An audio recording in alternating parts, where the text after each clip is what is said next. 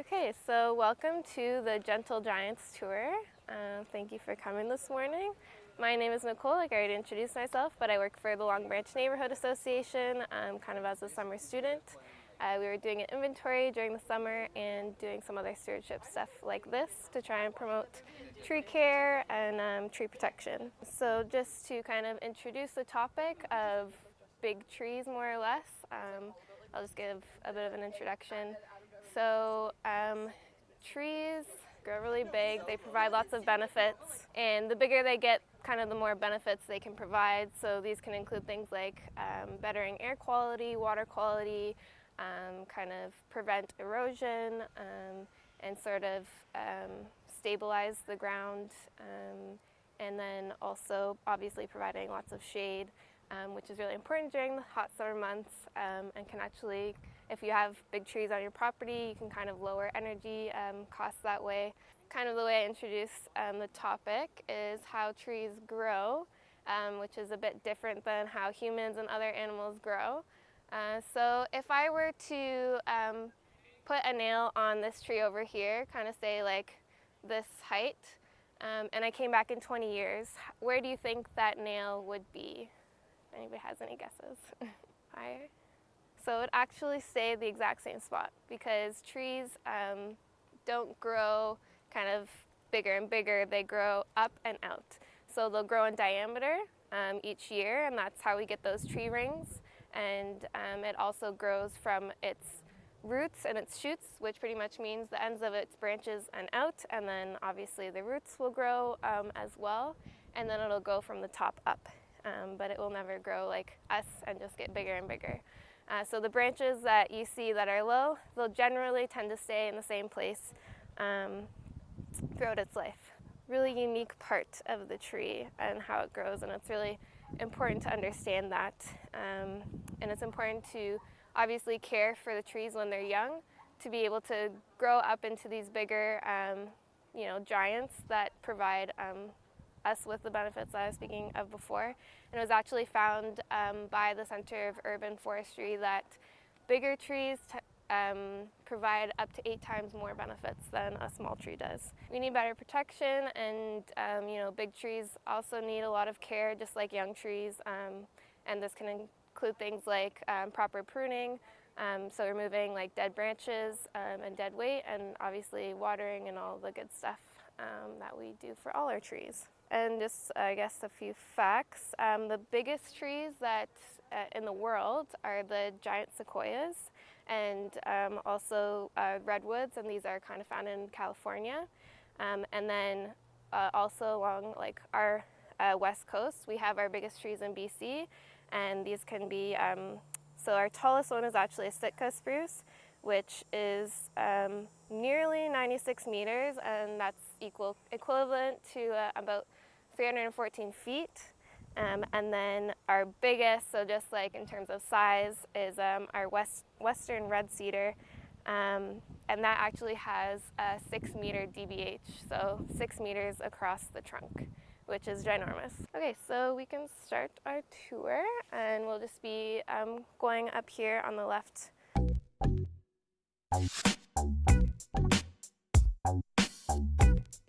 So this tree here is actually our biggest tree in Long Branch.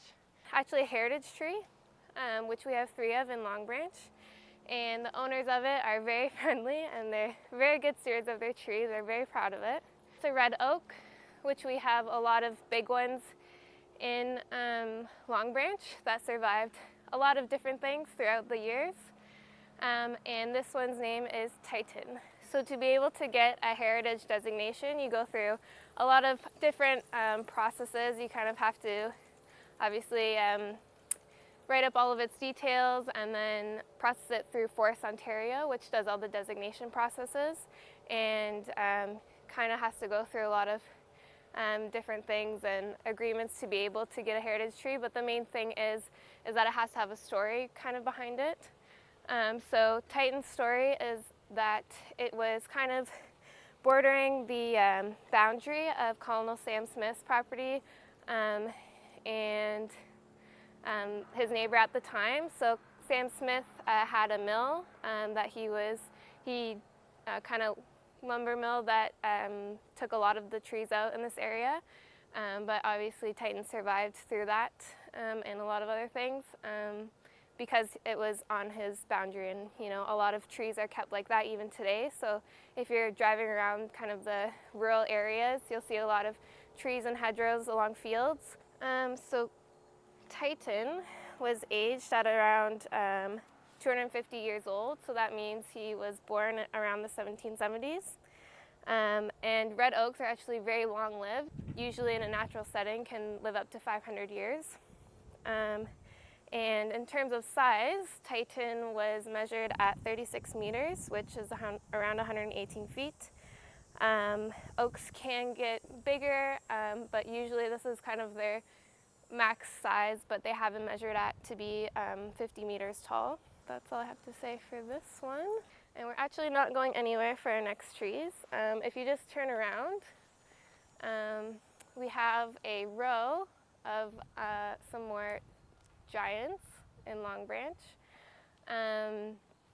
So unfortunately we can't get up close and personal, and that tends to happen a lot with these bigger trees, but I can kind of describe them to you. So these are a long needle tree. It's native to Canada, just like our red oaks, native to Ontario. This species actually has a bunch of 5 needles, and they're pretty soft. I don't know if anybody can guess. Okay, thank you. Thank you, Robbie. So it is a white pine, and kind of the shape of these are pretty indicative of the species. When they get to be that big, they become very windswept. You know, they just have this kind of wispy look. It's very iconic of Ontario landscapes, and it's actually the provincial tree of Ontario is the white pine. And historically, these were obviously all over the landscape before settlement, but then when settlement came, these trees were actually used as ship masts because they grow so tall and pretty much straight. So pretty much any white pine that the Navy saw when they were coming over here, they used for their ships. So it was massively logged and was at very low critical numbers, but obviously kind of not of concern today because it was able to be protected and come back.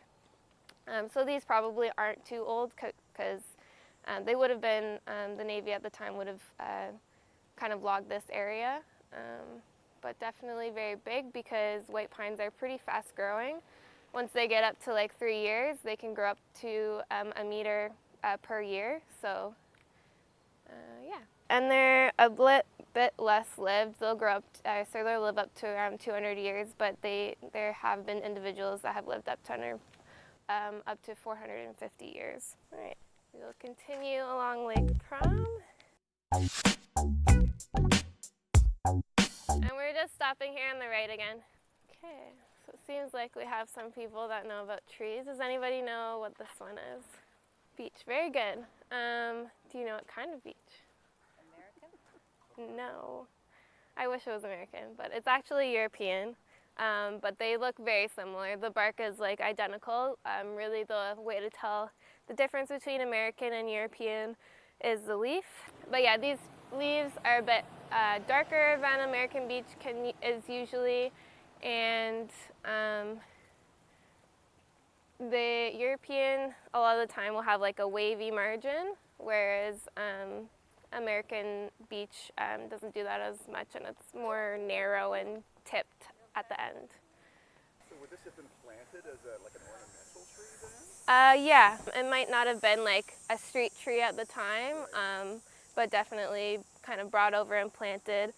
It could have been for a variety of reasons, and European beech is actually planted quite a bit now even, and you see a lot of different cultivars of them. I think those are even beech trees behind you. So you see that copper leaf is very usual for the beech trees. A lot of people like that color. And they also have cultivars that are columnar. You can kind of see them where they're like kind of this straggly, weird shape that people do like as well. But yeah, so beech trees, They have this very smooth bark, which makes them pretty easy to identify in a forest. And we do have, like you were saying, our Native American beech, which is really important to our forest and is a very big main species that composes our forests here in Ontario. And they are a bit of a slower grower, so they won't grow as fast as kind of our white pines and red oaks. So even though it's not as big maybe as the ones that we saw before, it doesn't mean that it's any younger. So these will kind of get to a maximum of 80 feet. Beeches are very important because they have beech nuts, which is a very important food source for our wildlife and for squirrels obviously, but also when you get kind of to a bit more north from here for our black bears, they tend to take a lot of beech nuts and use it for hibernation over the winter. Unfortunately, I don't know if anybody knows, but we do have a bark disease that is affecting our beech trees. We've seen it on a couple of trees in Long Branch, but definitely in our forest industry, it's hurting it a lot, and it's called beech bark disease. And this one doesn't have it, which is good, but it kind of just looks like a white paint splattering on the bark, and it develops because of a fungus. Initially gets into and under the bark from a scale insect, and pretty much once a tree is infected, there's not really any hope to like save it. It might still last like a few years before it spreads throughout the tree, but that's kind of why it's very important to kind of minimize, and hopefully it doesn't pass on to other beech trees in the area once it does get it. Just gonna go into the park now. Does anybody know what kind of tree this is? Willow? Yeah. So it is commonly called a weeping willow, but that kind of encompasses a few different specific species. So this one is actually a hybrid between our native white willow and then the actual what we would typically think of as a weeping willow, which is actually from native to China. So we've crossed it in this way because our white willow is obviously native. It's more hardy and can survive our harsh winters here. And then obviously these long weeping branches are very desirable for urban settings. Not only does it provide obviously a lot of shade, but they're very aesthetically pleasing to areas such as parks. So yeah, they're fast growing and they can grow up to large sizes, so providing a lot of shade. And you see them a lot along, well, all willows in general will tend to be close to water. They're very water-loving species. And the willow family in itself is very large. It has up to 450 species, and similar to this one, they all like to hybridize with each other. So it's very typically pretty hard to exactly identify species, but you kind of get a ballpark of what we're trying to work with. This one is kind of one of our bigger trees in terms of its DBH, which just means its diameter at breast height. So the length of it across, kind of at breast height, which is here on me, but obviously changes a bit on different people. I think we measured this one at almost 180 centimeters, so 1.8 meters across. This willow was probably here, or definitely here, around 100 years ago. It was here before the park was created, which was in 1959. And it survived, the '54 flooding of Hurricane Hazel. And it's kind of commemorated, as a lot of trees in this area are, for kind of saving a lot of the properties that would have been flushed away into the lake. So we are in the process of sort of designating this willow and along with other trees that were kind of in the area at that time as life-saving willows in the park. And I don't know if anybody knows of the history of kind of Marie Curtis and why the park was designated as Marie Curtis, but she had a large hand to play in terms of giving people homes or relocating people after the floods that had lost their homes. And she was actually the first female reeve of Toronto. or in Toronto. And also a thing about willows and trees in general that we tend to forget is the roots can be quite extensive. So we usually look at the root system to be kind of at par with the canopy length, but with other certain species this can be up to 1.5 or 2 times the length of the canopy. So, and willows are actually one of these species that can get up to 2 times the length of its canopy. So this guy's roots is definitely kind of tapping into the river and even further across. So something that we obviously tend not to think about because they're not there, but it's very important when we're putting forth development projects and stuff like that. And we're stopping on the right. Anybody have an idea of what this tree is? This one is actually a little leaf linden. It doesn't really look like on these branches, but these ones, which are called Epicormic Shoots, tend to not be sort of the same as all the other leaves in the canopy. They're kind of just fast-growing shoots that the tree gives off to get some more photosynthetic energy, but to really look at the leaves to be able to identify it, you need to sort of look at what's in the canopy, and those leaves are a lot less, or a lot smaller, I should say. And if I was able to kind of pull one down and look at the back of it, which is sort of at the base of where the veins meet and to the petiole, you'll see like an orange kind of tuft of hair, and that's how we identify them as little leaf. Actually comes from Europe. So, but it's very commonly planted in urban settings. They are really good at kind of taking a lot of the stresses that urban environments tend to put on trees, such as pollution, hard surfaces that are planted on top of its roots, kind of having this small area to grow in, and it's obviously still doing very well in the location, which a lot of other species might not do. So we kind of look at these things when we're planting different species. Obviously we're trying to now to find native species that are better to plant versus non-natives, but this is more or less naturalized by now. And thing about lindens, you can also eat the berries, and we use it to make linden tea. So yeah, other things that make it a good kind of urban tree is it doesn't really have a lot of pests that are here that affect them. It's very fragrant when the flowers are out, I would say kind of mid-July, and they're just an attractive, very full canopy tree. They do kind of tend to have this growth pattern where they are very like long and pyramidal, and that's another way that you could kind of pick out a linden. And these can be pretty long-lived as well.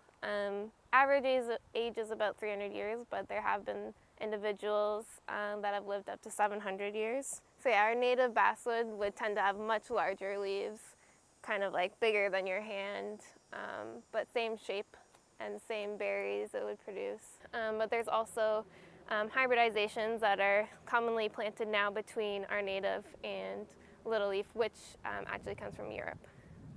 Going up 41st.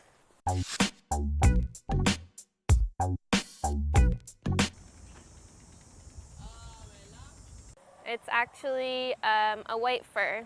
They grow ginormous. This is actually pretty small for a white fir.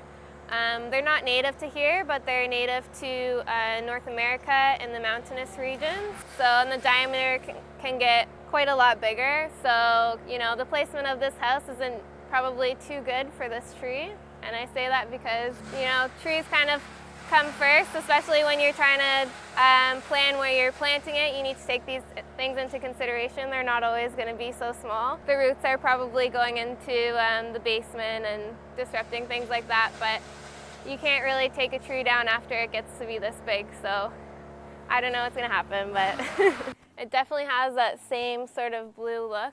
The needles are a lot softer than in Colorado, and they tend to grow out kind of on one plane, and they're quite a bit longer than a normal Colorado needle. So this is our next tree, very showy tree. Anybody know what it is? Yeah, exactly. A catalpa. There's northern and southern catalpas here. We plant only northern, but I'm sure you can still find southern. This isn't the biggest that we have, but it's just kind of an example of how big they can be. And also kind of everything about these trees are big. So the leaves are obviously huge. They're kind of the biggest leaves that I could think of that we would have in Canadian trees. The seed pods are very long, up to, I think it's 60 or 80 centimeters in length. And yeah, so they don't grow super tall, but they can be very widespreading, and the diameters can get to pretty big sizes. So they're native to the Carolinian forest. So we're kind of not really in it, we're kind of on the edge, but they'll still kind of plant it as a native tree. But yeah, so it's would be more native to southwestern Ontario. The bark can actually be used as couple different things. Actually as a laxative in the Indigenous communities sometimes. So, and yeah, these also have flowers. I would say they were kind of out early July, and they are very showy white flowers. They come in clusters. They're not like super long-lived like some of the other species that we've seen. We're gonna go just a bit further.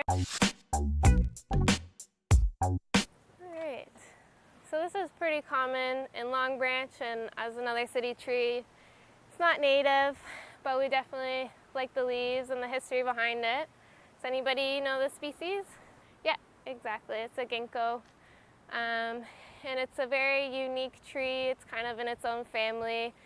And this, although it's a lot bigger than we usually see, I don't think we have any planted ones along here, but they can get pretty huge in its native area. So yeah, this is pretty small. So they can reach up to 115 feet, which isn't very tall, but they can get pretty wide, like the diameter of them. I'm pretty sure they can get taller than that, but I don't have that down.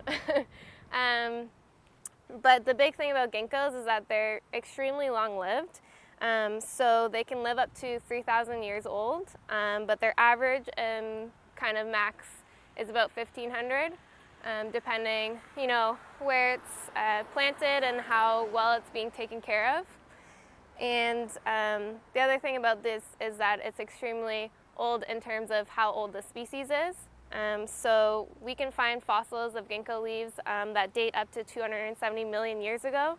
So it's a very prehistoric tree that has, lasted through a lot of different historic periods. So that's why it's really amazing in terms of a giant tree that we have. And they actually do produce fruit.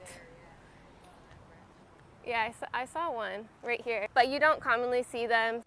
I think it's the females that have produced the fruit, so we commonly plant the males that do not, because they're quite potent in terms of the smell, I hear. I haven't actually smelt one before, and yeah, it's really the only tree that will have this indicative leaf shape. It does lose its leaves. So we'll just turn around and go back down. And we're just stopping here on the right. Okay, so this is actually another one of our heritage trees. It is another red oak. And like the other one, it's pretty old in terms of what they've aged it at. I think it was to be over 200 years, so maybe not quite as old as the other one, probably generally around the same time. But it's really hard in terms of just to estimate it off of the size. Titan might have just had better growing conditions. Obviously this one has had to go through a bit more stress, so it might not have grown to be as large.